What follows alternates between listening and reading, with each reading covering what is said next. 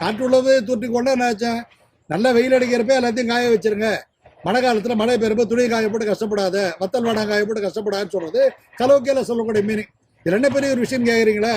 இந்த உடம்புல யாக்கே இது பொய்யடா, வெறும் காற்றடித்த வெறும் பையடா சொல்லக்கூடிய அளவில் இந்த உடம்புல இருக்கக்கூடிய எடை பிங்கடை சுசும்னா நாடி வழியாக போயிட்டு வந்து போயிருக்கக்கூடிய அந்த மூச்சு காற்றாடு இருக்கிற வரையும் தான் அந்த உடலுக்கு மரியாதை.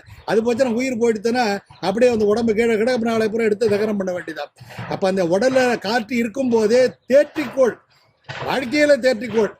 நல்ல விஷயங்களை பார்த்து பேசி பழகி இறை பக்தியிலே நாட்டம் கொண்டு வாழ்வினுடைய நோக்கத்தை புரிந்து கொண்டு, அதாவது அல்லவை தேய அறம்பெருகும் நல்லவை நாடு இனிய சொல்லின் திருவள்ளுவர் சொல்லக்கூடிய அளவில் முறையான நெறியான அறநெறி புராணாத வாழ்க்கையை மேற்கொண்டு நல்லெறியில் ஒழுகி இறை பக்தியிலே நாட்டம் செலுத்தி வீடு பற்றி அடைய வேண்டும் என்ற கருத்தை சொல்லிதான் காற்றுள்ளவதே தேற்றிக்கொண்டு சொல்றதை காற்றுள்ளவை தூற்றிக்கொண்டு மாறிடுது.